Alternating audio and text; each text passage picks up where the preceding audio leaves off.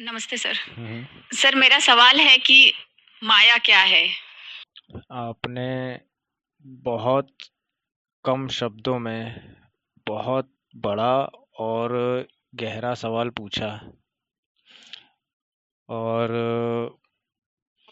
बहुत कम लोग, नामात्र लोग इस सवाल का जवाब ढूंढते भी हैं और पूछते भी हैं। बहुत कम लोग, 1% 2% लोग। बाकी माया क्या है ये उनको मतलब नहीं किसी से, माया से। बस माया के पीछे ही भागना है, माया के साथ ही रहना है और माया के साथ ही पूरी जिंदगी काट लेना है। लेकिन माया क्या है ये सिर्फ 1% 2%। हम्म। माया के कई नाम हैं, कई अर्थ हैं। उनको हम भ्रम बोल सकते हैं और मिथ्या बोल सकते हैं। और माया एक ऐसा शब्द भी है जिसका अर्थ भ्रम, मोह या वशीभूत करने वाली शक्ति होती हैं ये, जो हमें हमेशा सत्य से दूर रखती हैं, सांसारिक चीज़ों में फंसा के रख देती हैं। माया हमें माया में ही बांध कर रखती है। ये हमने आध्यात्मिक दृष्टि से आपको बताया कि माया हमको सत्य जानने से मना करती है और सांसारिक मोह में फंसा कर रखती है। हुँ? और अगर भगवत गीता की दृष्टि से देखें तो गीता कहती है कि जिसमें खुद कृष्ण कहते हैं कि माया को ईश्वरीय शक्ति के रूप में वर्णित किया जाता है, उनसे मिला दिया जाता है। हाँ, ब्रह्मांड का जो सृजन करने में एक हो जाती है, सक्षम हो जाती है, वो माया होती है, जो हमें सिर्फ दिखाई देता है और उसे हम सच मान लेते हैं। और फिर उसके बाद जो सबसे पुराना अपना शास्त्र है, ग्रंथ है, उपनिषद भी कह सकते हैं, हाँ, वेदांत। वेदांत कहता है कि माया को हमारे स्वयं के अनुभव और किए गए कर्म, विशेषता, कर्मों की जो विशेषता होती है, वो वास्तविकता एक भ्रम है। हाँ, वो सिर्फ एक भ्रम हो जाता है। और फिर वेदांत में तो ये भी कहा गया है, वेदांत ये भी कहता है कि सिर्फ ब्रह्मांड हमें वो ऊर्जा देता है और प्रकृति उसमें फलती फूलती है। जबकि पृथ्वी को लगता है, पृथ्वी मतलब सभी लोग आ जाते हैं पृथ्वी में, आप, हम, जीव जंतु, जानवर, पेड़ पौधे, पशु, ये सब चीज़, पहली चीज़ तो नश्वर भी है, आप और हम। और दूसरी चीज़ हमें जो अलग अलग तरीके से अनुभव कराती है और उसे हम सच मानने लगते हैं, तो वो भी माया ही होती है। अच्छा, एक चीज़ मैं ये बता दूं कि आपने जो क्वेश्चन किया माया क्या है, और काफ़ी लोग यहाँ फिलोसफी के स्टूडेंट भी हैं, प्रोफेसर भी हैं, मेडिकल साइंस भी के भी हैं, सभी हैं। लेकिन ये सवाल का जवाब अगर मैं गहराई से दे रहा हूँ तो उसको सुनकर समझना है, तो आपको और भी अपने आप समझ में आ सकता है। क्योंकि गहराई की बातें कभी-कभी क्या है, मैं आप लोगों के चेहरे देख के मैं मुझे ये लगता है कि मैं जो कुछ बोल रहा हूँ, मैं गहराई से बोल रहा हूँ, तो वो आप तक पहुँच रहा है कि नहीं पहुँच रहा, आप उसको समझ पा रहे हैं कि नहीं समझ पा रहे। जैसे शॉर्टकट, बिल्कुल शॉर्टकट छोटे से शब्द में मैं इसका जवाब दे सकता हूँ। आपने पूछा माया क्या है, और मैंने उत्तर में दे दिया, माया मैं हूँ, माया आप है, भ्रम है, झूठ है। हुँ? कुछ भी नहीं है। वो आपको दिख रहा है कि मैं सामने बैठा हूँ और मुझे दिख रहा है कि मैं आप सब लोगों की क्लास ले रहा हूँ। ये सिर्फ़ एक वहम है, एक माया है, एक जादू है जो गायब हो जाना है। तो इस जवाब में कई तरह के हमारे पास कुछ अपशब्द भी आ सकते हैं और कुछ वाह-वाही वाले शब्द भी आ सकते हैं।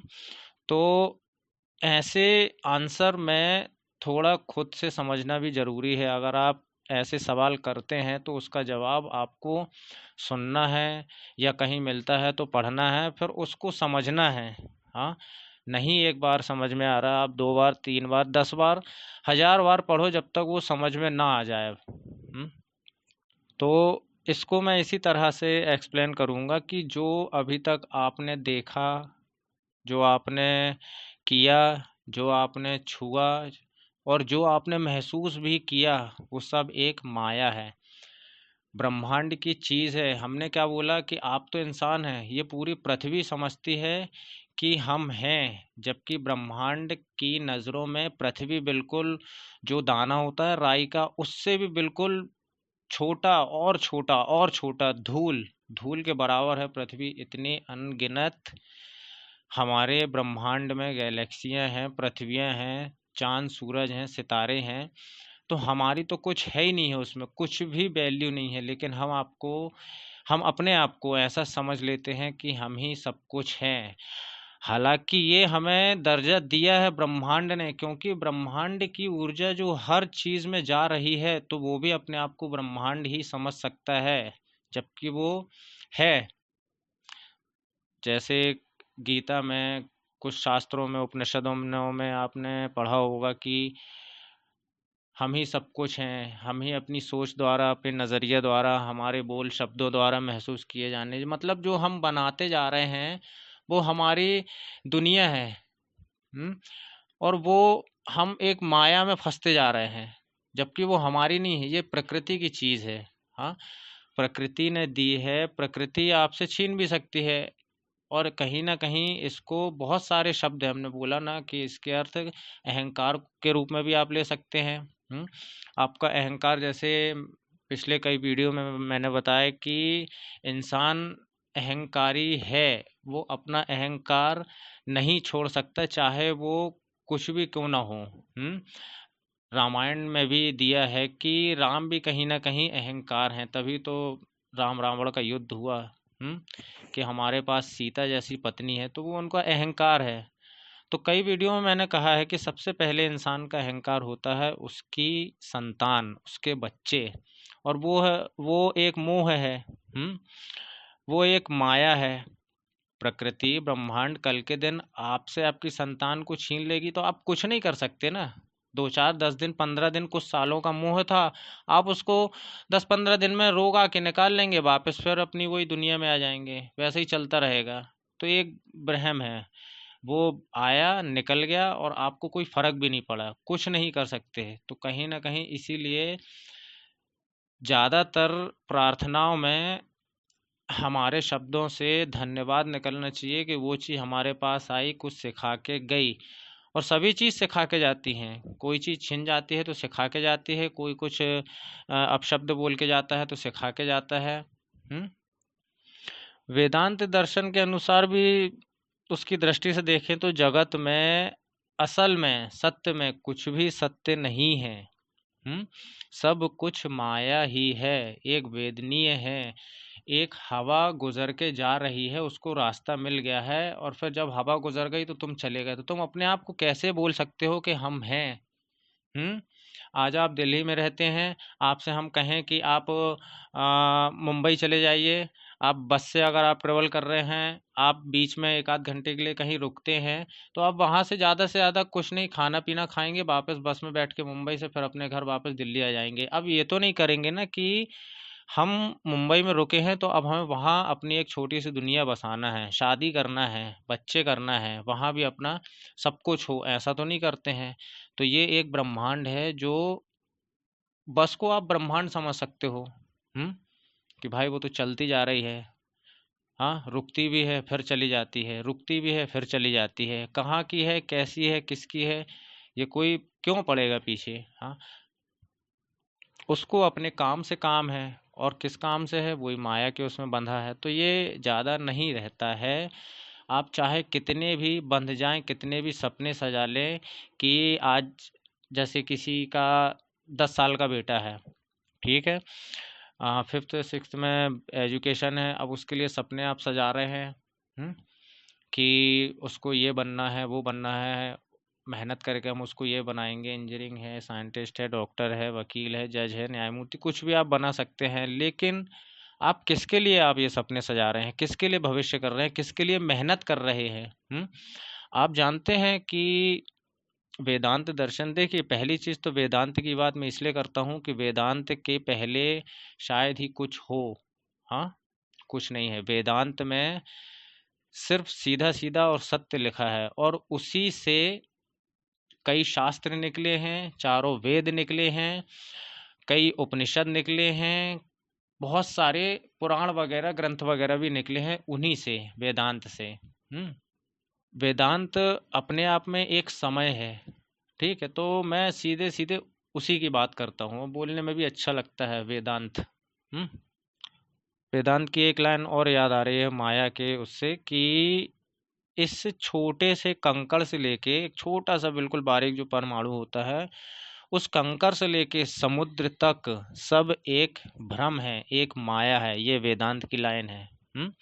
माया के अनेक रूप हैं, अनेक रूप।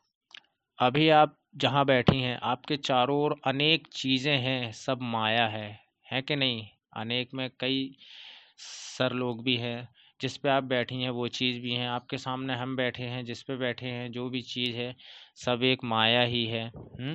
शरीर, संवेदना, बुद्धि, संसार, अविद्या, विद्या, सब कुछ एक माया ही है। और फिर धीरे धीरे इन्हीं सब चीज़ों को, कई टुकड़ों को करके, शब्दों को, कई पुराणों में, शिव पुराण में देख लीजिए, शंकर के संवाद हैं उसमें कि मैं ही सब कुछ हूँ।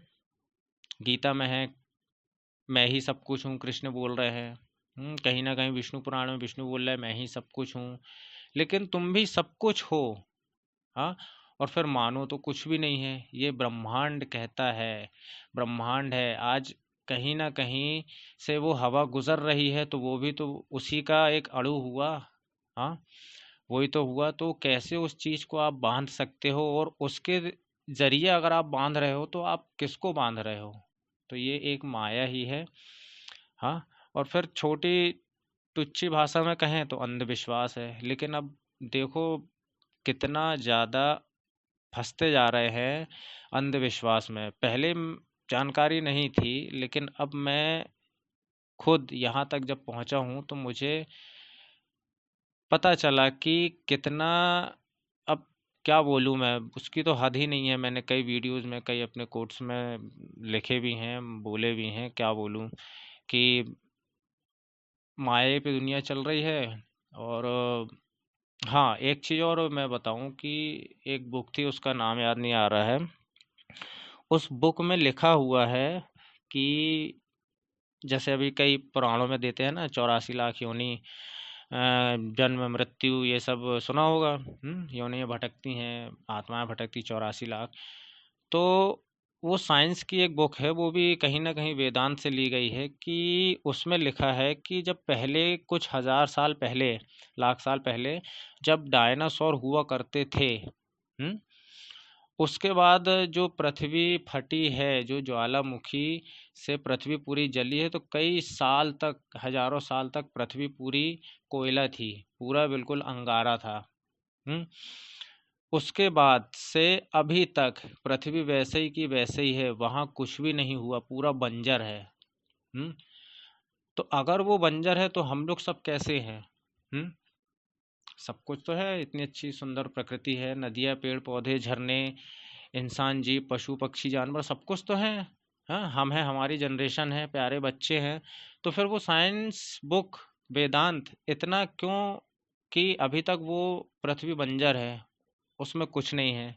और फिर यहाँ से आपका सवाल भी आता है कि माया क्या है, और फिर उसके बाद हमारा जवाब आता है कि माया ये है।